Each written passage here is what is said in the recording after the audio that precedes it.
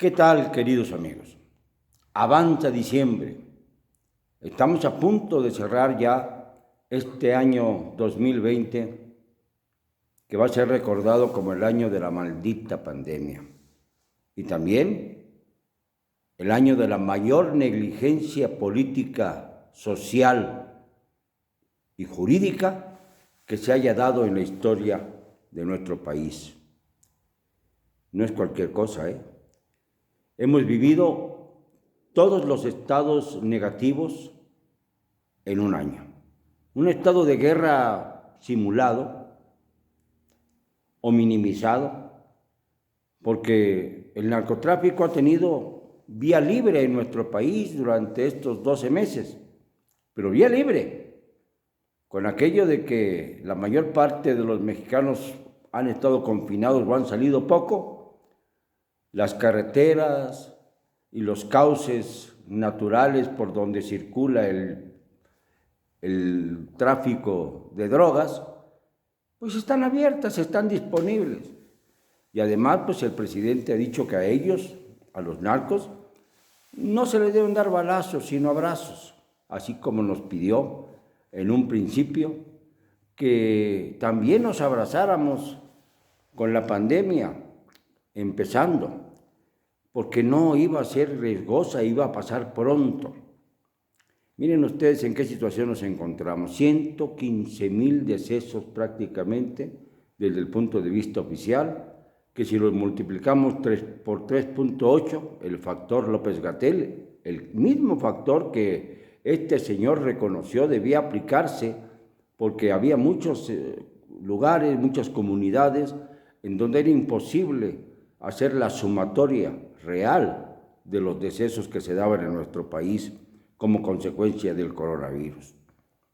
A todo esto sumamos la economía desastrosa, la falta de autonomía entre los poderes de la Unión, un Congreso lacayuno que pasó de ser priista, panista, a morenista, para apoyar todo lo que quiera el presidente e incluso promover iniciativas absurdas, como la última que salió de labios y manos de Ricardo Monreal Ávila, el exgobernador de Zacatecas, que antes de salir de allí logró tener todo cuanto pudo, incluso hasta la administración y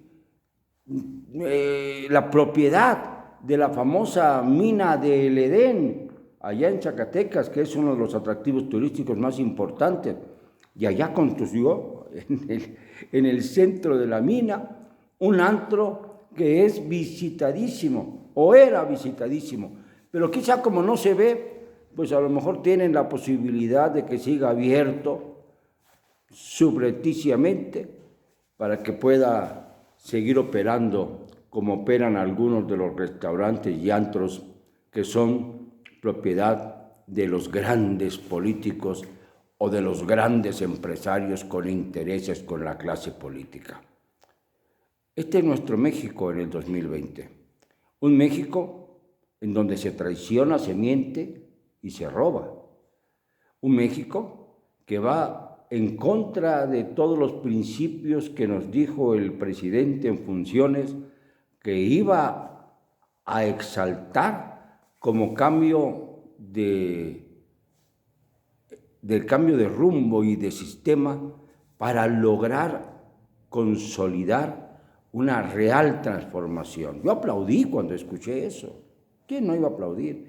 Y eso que yo estaba bastante molesto el día 1 de diciembre de 2018 por las mentiras que había dicho por radio el presidente López Obrador, en las que hablaba de que si éramos propietarios de acciones en el aeropuerto de Texcoco o que si éramos guachicoleros, cosas que ya el público sabe perfectamente bien por la actitud que yo he asumido, que esto es más falso que un billete de 3 pesos.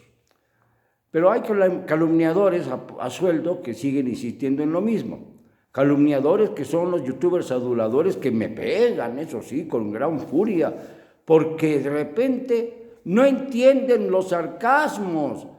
Y entonces subo un video en donde Se nota a la primera ministra de Dinamarca riéndose a carcajadas, obviamente con un texto sarcástico en donde hablaba de las mascotas de López Obrador, es decir, de todos nosotros que seguimos siendo gobernados por este régimen fatídico que hemos soportado durante ya casi 25 meses.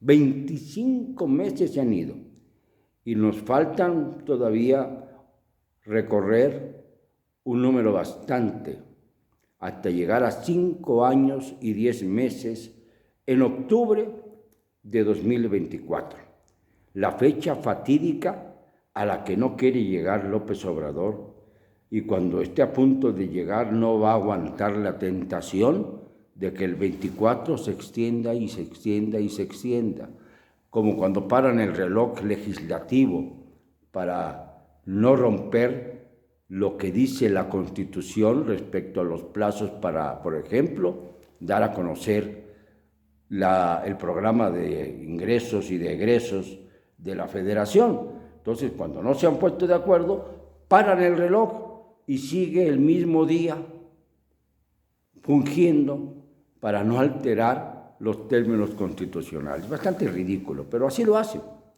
Hasta manejan el reloj. ¿Qué horas son? Las que usted diga, señor presidente, debe decir Arturo Herrera Gutiérrez, el secretario de Hacienda, cada vez que manejan alguna torpeza, como por ejemplo la de Ricardo Monreal. Nos desviamos un poquito. Ricardo Monreal ahora se le ocurrió elaborar una iniciativa para que el Banco de México pueda comprar los dólares que sobren en el mercado, garantizando con ellos que no va a haber un desajuste, según dicen, entre el peso y el dólar. Esto lo dicen, entre otras cosas, porque han obligado al Banco de México a inyectar millones de dólares, nada menos que 26,000 millones de dólares en lo que va del año, para evitar una caída brutal del peso frente a esta divisa estadounidense. Y entonces, como el Banco de México se está quedando sin dólares, aunque parezca increíble, porque según esto tenemos reservas, pero reservas que van menguando paulatinamente, a cambio de que la deuda externa de México casi ha crecido 2 billones de pesos en lo que va del sexenio de López Obrador, 2 años, aunque diga López Obrador que las finanzas son sanas y que no hay tal deuda, que es mentira, que son divagaciones de los periodistas, que lo odiamos. No odiamos a López Obrador, queremos a México. Esa es la diferencia.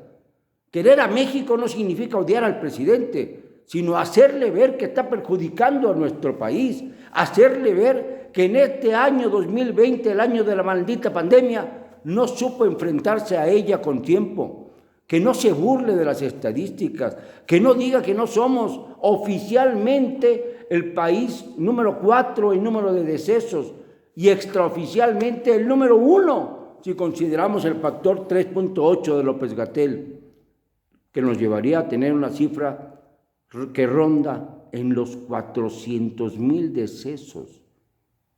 Y todavía piensa que se puede creer en él. Todavía considera que el señor subsecretario de Salubridad, porque el secretario solamente lo tiene ahí de monigote y habla cuando el presidente le hace una señal en alguna mañanera, para que se vea que existe, porque no tiene ninguna otra función. Y no ha sido capaz tampoco de llevar adelante, dar la cara durante todo este terrible año de la pandemia. Pues como él, ¿cuántos funcionarios del gabinete salen sobrando?